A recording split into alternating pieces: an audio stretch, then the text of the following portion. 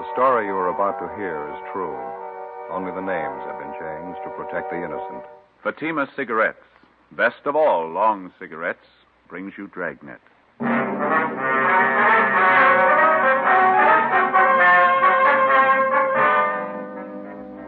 You're a detective sergeant. You're assigned to forgery detail. A United States postal inspector comes to your office. You've received the same complaints he has. Somebody is stealing mail in your city. Your job, help get him. Friends, compare Fatima with any other king-size cigarette. You'll find a world of difference. Yes, in Fatima, the difference is quality. Quality of tobaccos. The finest domestic and Turkish varieties. Extra mild, superbly blended. To give you a much different, much better flavor and aroma. Quality of manufacture. Smooth, round, perfect cigarettes. Rolled in the finest paper money can buy. Manufactured in the newest and most modern of all cigarette factories. Quality. Even to the appearance of the bright, clean, golden yellow package. Carefully wrapped and sealed. To bring you Fatima's rich, fresh, extra mild flavor. So compare Fatima yourself today. You'll find Fatima's now cost the same as other long cigarettes. But your first puff will tell you... Ah, that's different. Yes, in Fatima, the difference is quality. Buy Fatima.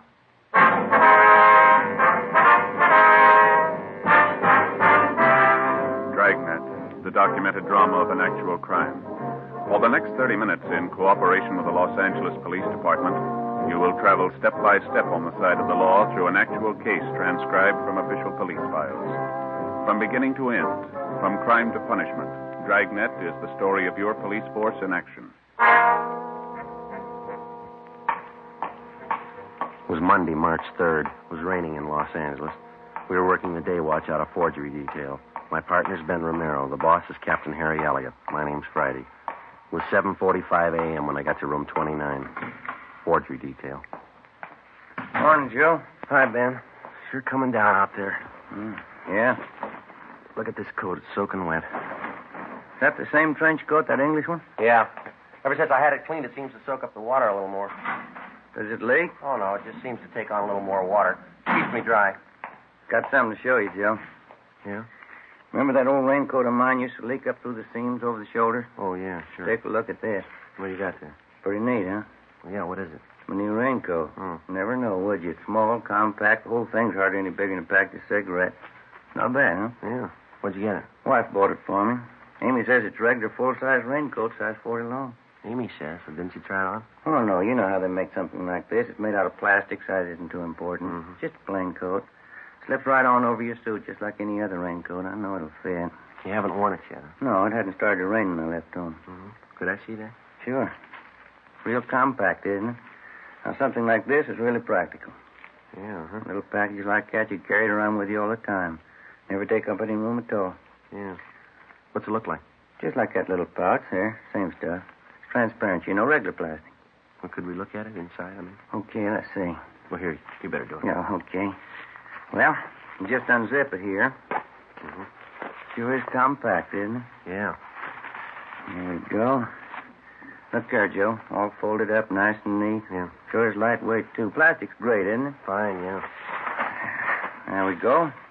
Full-size raincoat. See there? Fits fine. Never know a full-size coat would go in anything like that little pouch there, would you? It's no bigger than a tobacco pouch. Yeah, that's pretty good. You ought to try it on, Joe. Never know you had anything on. Sure is light and nice. Yeah, I can see. Now we just put it back in the pouch till I'm ready for it. Let's see now. Collar goes up. Front folds in like this. No. No, that isn't right. Goes this way. Let's put it down on the table. That'll be better. Yeah. Yeah, that's better. Now, here we go. Now we fold the arms in here. Now the bottom part comes up this way. Now we fold it over and again. Easy, isn't it? Just follow the crease marks and you're home, Joe. Yeah. Now, if you'll hand me that little pouch, Joe. Oh, yeah. Here you go. Oh, thank you. Now, No, I guess that's too big. Well, we'll make one more folding, guy. Yeah. Well, it's small enough this way, but it's too fat, isn't it? You better watch it there. You're going to tear that little sack. That's funny. I folded right over the old creases there. Too fat, isn't it? Yeah. Well, couldn't you just carry it in your pocket like that without the pouch? Sure, that's it. Slip it in my coat pocket. No, that won't do, Joe. It bulges right out. It's kind of springy. It jumps out, just like a piece of pongee silk. Yeah, it seems to. Well, it's still lightweight and easy to handle. Sure. Plenty easy to carry just like that anyway. Yeah. Well-made little pouch there. Seems a shame not to be able to use it. You smoke a pipe? No, you know that. Just cigarettes. Yeah, I'll find some use for it. Probably 100 things a fellow could use a little pouch like this for if he could just think of them right off. Yeah, that's right. Riley, Romero, you want to step in here for a minute? Right, Captain. You fellows know Inspector Smith, Post Office Department? Sure, how are you? Romero? Good to see you, Leo. How you doing, Joe? Sit down, won't you? Thank you. Thanks very much. Inspector Smith's over here on that mail thief case that we've been working on. Oh, yeah. Did you receive those reports we sent over to you yesterday? No, I haven't been to the office yet. Came straight over here. Well, burglary turned it over to us yesterday afternoon. Ben and I ran it down. Seems to us like it might fit in somewhere here. Miller and Ashton have probably got your reports now. I was just going to call in. Do you mind filling me in on it? Apartment house over on Alvarado. Landlady reported a theft of part of a mailbox out there. And somebody stole a master panel off the front of the community mailbox at the apartment house. Figure it must have happened sometime during the night. Oh, yeah, I believe we got something on that, too. A postman on the route reported it. That's how he's getting into the mailboxes. Steals the front panel, makes a key for himself, and then on, he's in business. Smart guy like we're after could put a key like that to good use. It fit a great many different mailboxes around town. Yeah, it's the same M.O. We've been on this guy for a long time. He pulled the same thing down in San Diego, was knocking down about $2,000 a month. Then he laid out. Now he's at it again up here in L.A. Mm-hmm. Well, as you know, we've been getting reports of the thefts and the passing of the checks about 10 days ago. Yeah, I know. We've got 5 checks passed by this same thief according to handwriting analysis. We know it's the same guy. Talked to the victims and the bank teller. Description of the guy seems to tally with what you people have on him. Yeah. There's just one thing we haven't been able to piece out yet. What's that, Joe? When he steals a check, how does he know what bank to pass it on? Well, I think we got the answer to that one. Well, let's say that he steals a letter, and we know he doesn't only hit the community mailboxes. Sometimes he goes to a private residence, fishes the letters right out of the mail slots in that case. Yeah, he's got some kind of a gimmick he gets down in those slots with. Yeah, that's what we figure, Leo. Well, we'll say after he's got a letter with a check in it. Now, it's easy enough for a good forger to put an endorsement on it, but how does he know what branch of the bank to pass it on? Well, at some time or other, he's stealing bank statements as well. Mm-hmm. Or maybe he's just lucky. At the time he steals a check, there's other mail in the box, too. The victim's bank statements. Well, as far as that goes, I suppose he's stolen more than once from the same party. He could probably get away with bank statements easy. Well, that's it. People never seem to report anything missing in the mails until weeks after it's happened. It's easy to see why. They're not sure anything's wrong until they wait several days. They don't want to bother us in the case of anything routine like monthly bank statements. And in the case of a check, well, sometimes it's from a relative or someone who owes them money, and they don't want to embarrass them by writing or calling to find out about it. And I suppose in the case of anything like a dividend check, we got a couple of those, Leo. Mm-hmm. The people who lose them just don't think it's time for them to arrive yet, so they just wait, huh? That's it. And that's why he's been so successful. Plus the fact that it takes about a week for any kind of check to be processed through central clearing at any bank, and then, too, the bank wouldn't necessarily know that anything was wrong at that time. Until the bank receives a complaint from the party who missed the check, they couldn't have any way of knowing that anything was wrong. That's right. Tell them what you were telling me this morning, Leo. Well, you people aren't in it deep enough to know this yet, but this guy's been hitting the same branch bank maybe 2-3 times in a row. Not here in L.A., has he? No, not yet. It looks to us like he's just started up his operations here in town. That's the way he worked it down in San Diego. Well, it's easy enough to figure. If he got a teller in some bank to go along with him, someone who didn't suspect him, and since the victims reported so late, he could get away with it at least that many times at the same bank, couldn't he? Yeah. If people report missing mail immediately, it'd make it a lot tougher for the thief. That last name on him still good? Harvey Fletcher? That's what we're going on, yeah. We've got bulletins out to all the banks carrying that description on him, and he changed earlier. WMA, average build, 150, 160 pounds, gray eyes, about 32 to 35, well-dressed, carries a briefcase. Likable personality. That's what we got on him. Oh, there's a little something we picked up yesterday from a bank teller. She told us the man had long sideburns, for what it's worth. You might add that. Okay. Don Myers in handwriting has checked through his files, Leo. They haven't got anything on him. And the stats office hasn't been able to make him on his M.O. Now, we know you people are doing everything you can for us. We appreciate it. Yeah, I wish we could do more. That name, Harvey Fletcher. Of the 5 checks that we've got on the guy, according to handwriting analysis on him, he's only used that name once. Rest of the time, he signs the same last name as the payee's name on the face of the check. He passes himself off as a brother or husband or some relation to the rightful payee. Yeah, that's what's taking in all those bank tellers, plus a smooth personality. He's cool, collected, all the confidence in the world. Yeah, that figures. Yeah, we got one day before yesterday with a little different twist. Isn't going to help us any, but here's the way he's working it in some cases.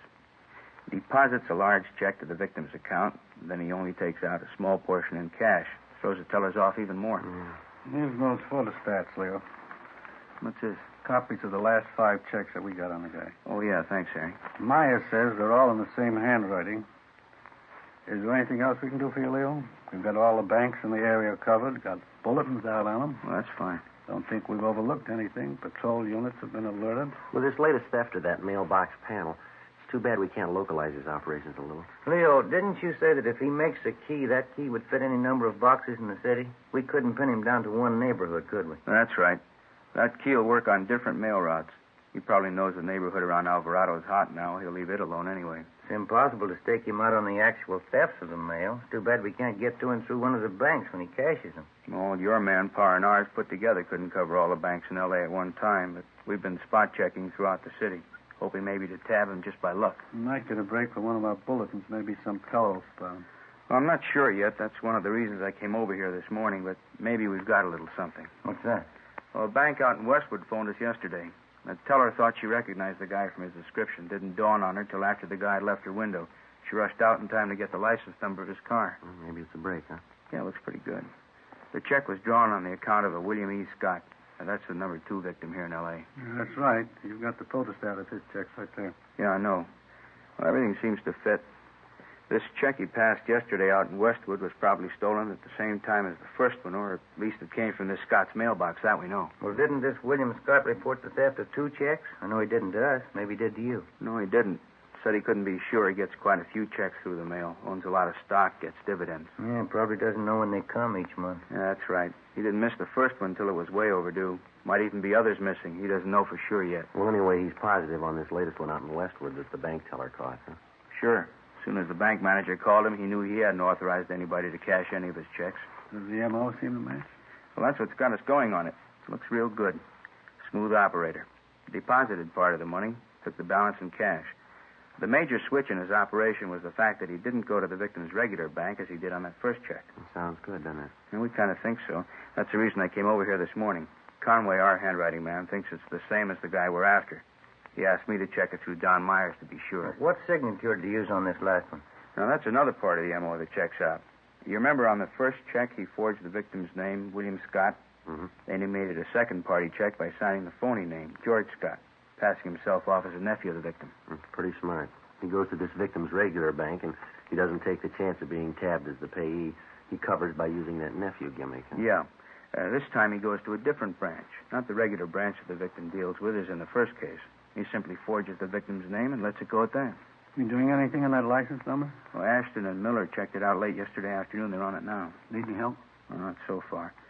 I'm interested in what Don Myers has to say about the handwriting. He ought to be through about now, huh? I'll give him a call. Well, thanks, Harry.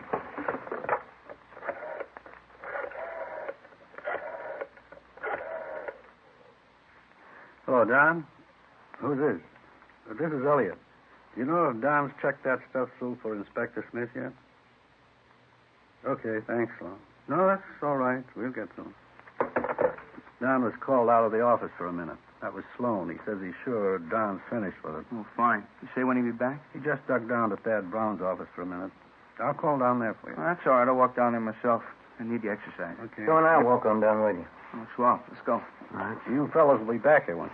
Oh, sure, as soon as I check with Myers. All right.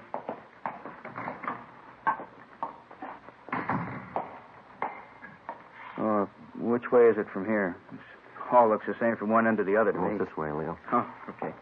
This affects you like the federal building does me. I get all turned around up there. Yeah. Well, those fellas down in San Diego had a rough go in this thing. Yeah, I was talking to McGuire and Ormsby down there just the other day. They said they were going around in circles on it. They broke a lot of ground for us. Checked out a lot of suspects, cleared them.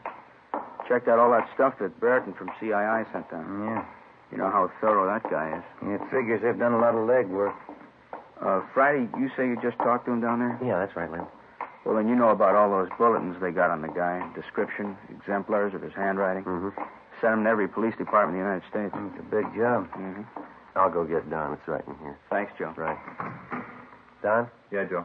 Leo Smith from the post office department's waiting to see you. Right, Joe. Just on my way back to the office. Fine. Hello, Don. Sorry, Leo. I had ducked out for a minute. Oh, that's all right. Say, did you get a chance to look that sky check over? Yeah, I did. Got a couple of things to show you back in the office. Okay, fine. Was Conway positive on this one? Well, he said he felt we had the right man, but he wanted your opinion to be absolutely sure. I couldn't be positive, but I think maybe he's your man. There's a great similarity, but too much pressure on the downstrokes. The E's, the O's.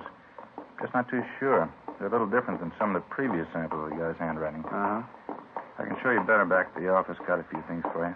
Think there's a possibility, Don? Well, let me put it this way. I won't say it is, and I won't say it isn't. Let's pick him up and find out for sure. Here we are. Go ahead, fellas. Thank you. I've blown those things up here. Uh-huh. Call for you, Leo. I'm free. Oh, thanks, Harry. Excuse me.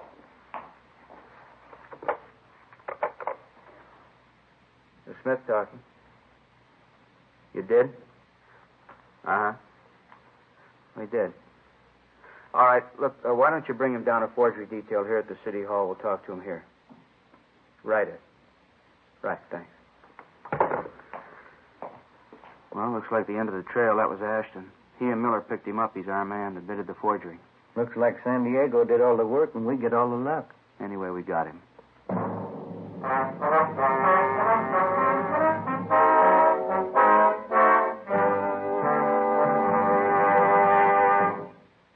You are in the Scientific Investigation Division of a Metropolitan Police Department, the ballistics room.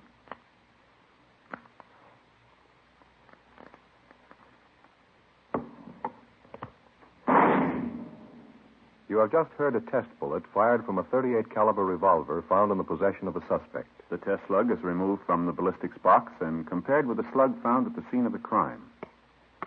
There they are. Side by side, they look alike. But examination will prove a world of difference. Now, examine a Fatima. Compare it with any other king-size cigarette. Side by side, they'll look alike. But right away, you'll find there's a world of difference. Yes, in Fatima, the difference is quality. You see, Fatima is the quality king-size cigarette because it contains the finest domestic and Turkish tobaccos superbly blended. And Fatima is extra mild, with a much different, much better flavor and aroma than any other long cigarette. So compare Fatima yourself. Fatimas now cost the same as other long cigarettes, but your first puff will tell you... Ah, that's different. Yes, in Fatima, the difference is quality. Ask your dealer for Fatima, the quality king-size cigarette. Best of all long cigarettes. Start enjoying Fatima tomorrow.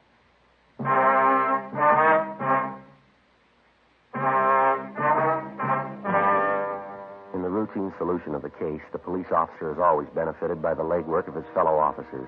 In this case, the men of the San Diego Police Department, in conjunction with the Post Office Department, had done most of the spade work, and the actual apprehension of the suspect appeared to be almost too easy on our end. Even though Ben and I hadn't participated in the physical arrest of the suspect, we felt the same gratification for the speedy solution of the case as did the postal authorities. Monday, March 3rd, 3:27 p.m. Miller and Ashton of the Post Office Department brought the suspect in for questioning. The prisoner was turned over to Inspector Leo Smith. Ben and I sat in on the interrogation. Carver Gleason, that's your true name? Yes, sir, it is. You say you've never been arrested before? No, sir, I never have. Now, you know we're going to check that out. Yes, sir. All right, now let's go over it again. The same way? Well, it's up to you. We want the truth. I've told you the truth. You asked me questions about stealing mail, about forging checks. You said I was down in San Diego. Well, it's not true. None of it's true. Have you ever stolen from the mails? No, sir, I never have. I know that's a pretty serious offense. What makes you think forging isn't? Is that what you're trying to say? No, I'm not. I didn't say that, but this was the first time I've ever done anything like this. I didn't even think about the consequences. Should have thought about them. And when's the last time you were in San Diego? I've never been there. I don't even know for sure where it is. How long you been in Los Angeles? About 3 months now. Where's your home? Akron, Ohio. How old did you say you were? 25. And what have you been doing since you got out here? Well, it's just it. Nothing. Can't find a job. Well, how you been getting by? How you been living? Been staying down at the YMCA. Hope Street, I guess it is. What have you been doing for money? Well, my folks gave me a little when I left Akron. Thought I'd have a job by now. I didn't want to write home for any more, so when I found that check, I figured I could get away with it. I needed money, and I cashed it. Where'd you say you found it? Over on, that street out that way, La Cienega. Is that how you say it? La Cienega, yeah. Now, what were you doing out there? Well, I was answering an ad in the classifieds, trying to find a job. I had to park the car down the street from the place, and on my way back, I found this check on the sidewalk right near the bank on the corner. Where'd you get the car? It's my father's. The car's registered in your name with California plates. How do you explain that? Well, the folks told me when I got to California to go right to the authorities and register the car if I was going to stay so I wouldn't get in any trouble. That's where part of my money went. You got anything else you want to tell us? Well, I did it. I admit that. Mm-hmm. I want to make it up somehow. The check was for $57. I gave the men that arrested me 50 of it, and I spent $7. Yeah, that's all on the record. I did wrong. I'll pay the $7 back. Well, you can take that up with the judge, Gleason. Friday, Romero, you want to step outside with me a minute? Yeah, right.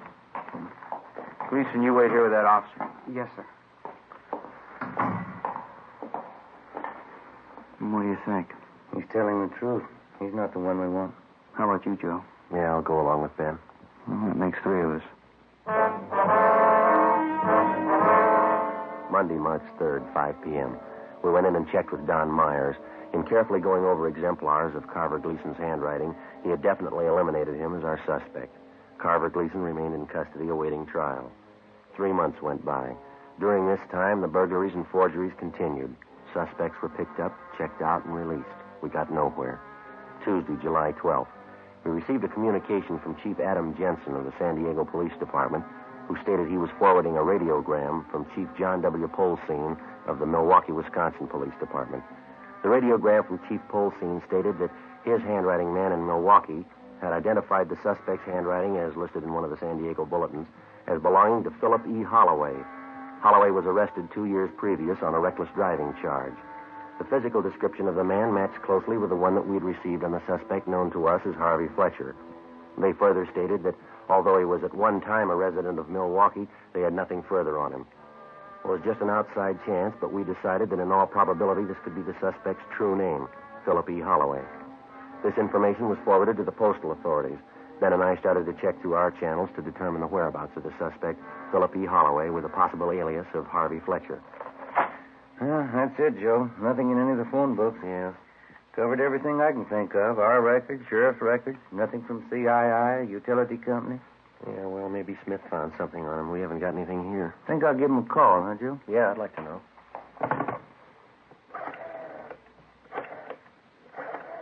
That's extension 664. Yeah, I know. Yeah, 664. Hello, Inspector Smith, please. How's that? Oh, I see. No, that's all right, thank you. On his way over here, he left 5 minutes ago. I sure hope he's got something.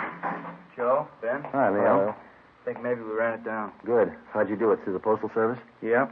Didn't figure, did it? Well, we didn't think he'd stay put long enough to have a permanent address. Well, he's been on the move, but we got the last known address on him. Received mail there 2 days ago. You want to check with Don Myers? He's been working over those exemplars that Milwaukee sent us. I just did. Called him about 15 minutes ago. Oh, we just got back from R&I. What do you have to say this time? Well, he and Conway agree all the way this trip. Yeah? Holloway's our man. Together with the postal authorities, Ben and I helped in the 24-hour surveillance placed on the suspect, Philip E. Holloway. Our findings disclosed that he was living in a modest apartment house, and he was employed by a local vacuum cleaner company as a door-to-door salesman. This type of occupation would enable anyone to have suspicion-free access to any and all types of home mailboxes. The first 3 days of the surveillance failed to disclose any further incriminating evidence. Thursday, July 17th, fifth day of the 24-hour surveillance, 2:30 p.m. Holloway came out of his apartment building, got into his car, and drove approximately 4 miles to the Echo Park residential district. He parked his car, got out, and went up the steps of a small apartment house. Together with Inspector Leo Smith, Ben and I followed him. You want to pull up here, Ben? This is good. Yeah, all right. Yeah, he's going for that mailbox, isn't he? Yeah. He's got the key. He's opening the panel. Not a worry in the world. Broad daylight. Look at that. He's got all the letters out of the box, got them in his pocket. On his way back to his car. Leo, there's a bank right up there on Sunset, see? Okay, let's stay with him. How's it look, Joe? You can see up ahead there. Is he pulling out? Wait a minute. All right, let's go.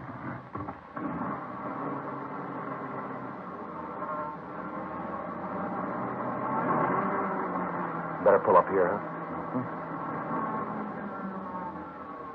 Now, look at that. Just like it was blueprinted. Going right in the bank. Come on. Yeah.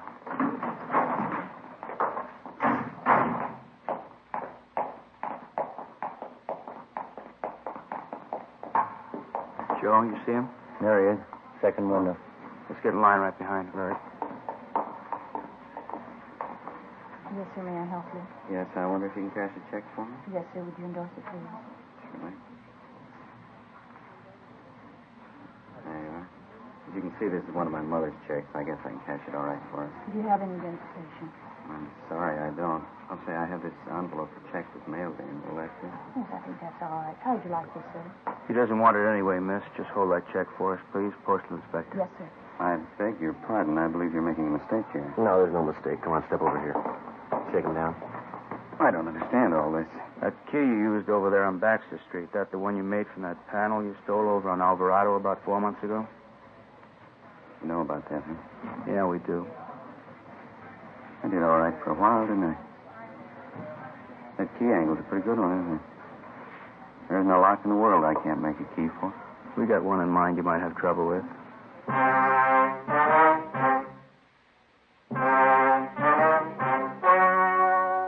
The story you have just heard was true.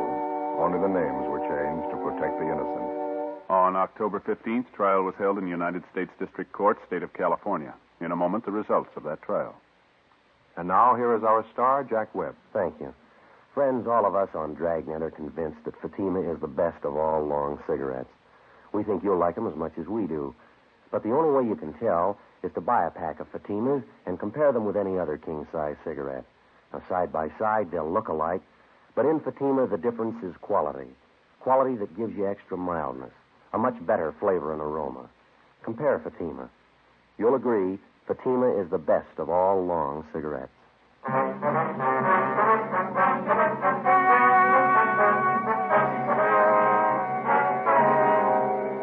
The suspect, Philip Elwood Holloway, was found guilty on all counts. He was sentenced to 10 years in the federal penitentiary. 5 years of his sentence was suspended, and he was placed on probation. One of the conditions being that he make restitution of the stolen money. Ladies and gentlemen, accidents of all types kill more persons from 1 to 35 years of age than does any single disease. America's homes and children can best be kept safe if every father, mother, and child develops the personal responsibility to know and observe home safety rules. Make home safety a family affair. Be careful. The life you save may be your own.